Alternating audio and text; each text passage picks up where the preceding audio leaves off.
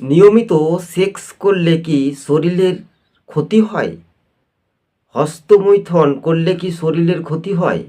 বড় দিক থেকে নির্ণয়ের কথা, যারা প্রতিদিন মাস্টারবেশন করে তাদের লিঙ্গকে শিথিল করেছেন, কিছুটা 5টি টিপস আপনাদের সঙ্গে আমরা তুলে ধরছি আমাদের এই মুসলিম অফিসিয়াল ইউটিউব চ্যানেল থেকে। ভালো করে মনোযোগ দিয়ে শুনে রাখবেন।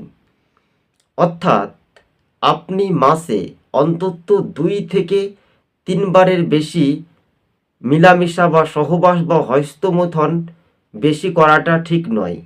কেননা এদিন বিজ্ঞানীদের মতে যদি আমরা দেখি, যারা নিয়মিত হস্তমৈথুন করে তাদের শরীরের অঙ্গ, যেটা লিঙ্গ শক্ত বা মজবুত হচ্ছে না পরবর্তী সময়ে, অনেকেই ইয়াং যুবক ছেলেরা এই কাজটা করে থাকে।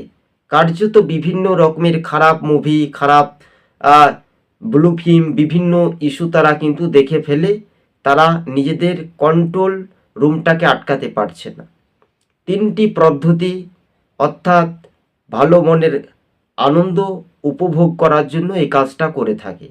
তো ভিডিওটা না টেনে দেখে সম্পূর্ণ দেখতে পারেন আপনারা, তাহলে আপনারা বুঝতে পারবেন। জীবনের পরিণাম শেষ বলে 2টি কথা রয়েছে।